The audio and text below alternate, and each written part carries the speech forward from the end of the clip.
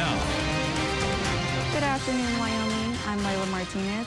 We'll get to all of those stories in just a little while, but first, let's check in with Austin Feig for a look at our weather. Later on, let's head back to the desk for now. If you're planning on some recreation outdoors, but not so far from home, the city of Cheyenne is extending the temporary greenway closure. Due to the construction of the new fire station on Converse, a portion of the Greenway Trail is temporarily closed. The closure was only expected to last 30 days, but has been extended through the end of March. The portion that is closed is highlighted in red on this map. The alternate route is highlighted in green. Natrona County sheriffs are asking for the public's help in locating an escaped convict. 25-year-old Dakota Jenkins is approximately 5 foot 8 inches and 190 pounds. He has multiple tattoos on his arms, including a spider and skull. Jenkins was participating in the work release program at the Caspers Reentry Center when he failed to report back on Tuesday. He was originally convicted of felony delivery of a controlled substance. He is now wanted for felony escape. If you see Jenkins or know his whereabouts, sheriffs encourage you to call 911. For more than 70 years, one blood donation bank has been asking for help from donors. Vitalant, a blood donation center with locations all across the U.S., is still running low on their blood supply. Other than simple blood donations, plasma and platelets can also be donated to help those who need them. Communications manager Tori Robbins hopes that donors will keep coming in to help their community. You will truly save somebody's life and not only affect that patient's life, but everybody in their circle, their friends, their family will have more time with them because you, out of the kindness of your heart, gave about an hour of your time up. If you want to donate blood, it only takes half hour to help change someone's life. Coming up after the break, a zombie virus is unearthed and what company is asking employees to voluntarily separate. Higher temperatures in the Arctic could lead to potential health threats in the future. NASA's climate scientists say the warmer conditions are causing part of the region's permafrost to thaw. Permafrost is a frozen layer of soil that is beneath the surface. Scientists say if the permafrost thaws significantly, some viruses that have been lying dormant for tens of thousands of years could emerge and possibly endanger animals and humans. 1/5 of the northern hemisphere is covered by permafrost. Since it provides an oxygen-free environment that isn't penetrated by light, scientists say it is like a time capsule of viruses and mummified remains of long-gone animals. NASA says efforts should be made to stop the thaw by addressing overall climate concerns. JetBlue's plan to acquire Spirit Airlines is in legal trouble. Last summer, Spirit Airlines agreed on a proposal to sell itself to JetBlue for nearly $4 billion. On Tuesday, the Justice Department announced a lawsuit blocking the proposal. The DOJ lawsuit marks the first time in more than 2 decades the government has tried to block an airline merger. In today's Consumer Watch, Shelley Malashi has what the roadblock means for you. The merger between Spirit and JetBlue has hit major legal turbulence. The Justice Department filed a lawsuit Tuesday to block JetBlue's acquisition of the budget airline. We allege that if allowed to proceed, this merger will limit choices and drive up ticket prices for passengers across the country. So what does that mean for you? Travel expert Scott Keyes says the merger is harmful for consumers, saying less airlines competing for your business could translate to higher airfares, and the merger could likely drag on in the legal system. The matter will go likely to federal court. JetBlue indicating that they would sue to allow the merger to go through, to block the government's action. The Justice Department points out that Spirit's lowest bottom line business model, which charges customers extra for everything, including carry-on bags, is what forces larger carriers to offer a percentage of their seats at the lowest possible price to compete. The impact of this merger will be particularly harmful for travelers who rely on what are known as ultra-low-cost carriers in order to fly. Meanwhile, JetBlue argues the nearly $4 billion deal would actually lead to cheaper flights, saying the merger would create a new, stronger competitor to the 4 larger airlines. In a statement, JetBlue's CEO said the Justice Department got it wrong, saying, quote, "There's too much at stake for the DOJ to prevent us from bringing the JetBlue difference to more customers in more markets." For Consumer Watch, I'm Shelley Malashi. JetBlue has vowed to press ahead with its efforts in hopes to defeat the lawsuit in time to still close its deal with the Spirit by the end of the year. General Motors is looking to cut costs by offering buyouts to its employees.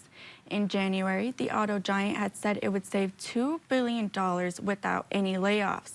But on Thursday, GM announced it wants eligible employees to volunteer to leave. The separation program would offer salaried workers who have been with GM for at least 5 years a lump sum payment and other severance based on the number of years with the company. Global executives are eligible for the buyout after at least 2 years. The buyout would cost GM $1.5 billion before taxes this year. Earlier this month, GM eliminated hundreds of salaried jobs. A person familiar with the plans said those cuts would affect a few hundred white-collar employees globally. It's a scary diagnosis that can halt an athlete's sports career, but most of those who play sports and have genetic heart disease can still play ball, according to an early study. In today's Health Minute, Mandy Gaither has more on the research and why the study's senior author says with diagnosis and treatment, elite athletes can often continue with the sport they love. The reports are rare but alarming. Elite athletes experiencing heart problems or even suddenly collapsing during games. The notion has been out there for 3 decades plus that unless your heart is perfect, no sport's for you. Mayo Clinic cardiologist Michael Ackerman says athletes with diagnosed genetic heart conditions should not be automatically disqualified due to their health conditions. If you have a diagnosed heart condition that has been evaluated, carefully evaluated, well treated, and you have been counseled in the approach of shared decision making, that you can return to what you love. Ackerman's senior author of a study that hasn't yet been published in a peer-reviewed journal, but for an average of 7 years, researchers followed dozens of elite athletes from a variety of Division I and professional sports. All had a diagnosed genetic heart condition and were cleared for return to play. Of the 76 studied, 3 had cardiac events after being diagnosed and treated, either fainting or a shock from an implanted defibrillator.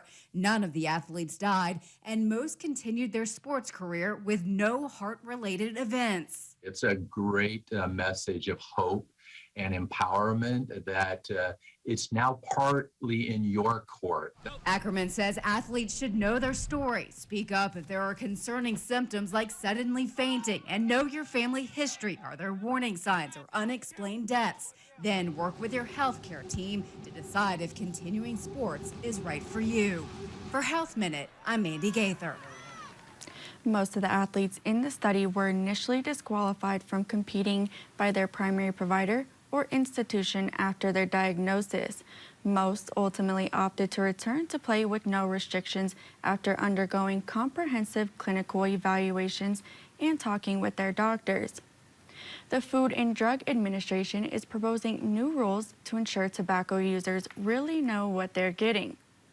The proposal would standardize the way tobacco products are made and packaged. That includes cigarettes, cigars, chewing tobacco, and e-cigarettes. The FDA says there's been inconsistencies between what's in e-cigarettes and what's on the label, noting some products have been contaminated with metal, plastic, and glass. In a news release, the FDA said that while no tobacco products are safe, the proposed rules are intended to minimize or prevent additional risks associated with the products. There will be a public hearing on the proposal on April 12th. California's Governor Gavin Newsom says the state will not renew its $54 million contract with Walgreens. This comes after the pharmacy's chain decision last week to not distribute abortion medication in 21 states. That was in response to GOP attorneys generals from the state who sent a letter to Walgreens executives in February, threatening legal action if they mailed abortion pills in their respective states. Governor Newsom says California will not stand by as corporations cave to extremists and cut off critical access to women's reproductive care and freedom. He said California is on track to be the 4th largest economy in the world and will leverage its market power to defend the right to choose.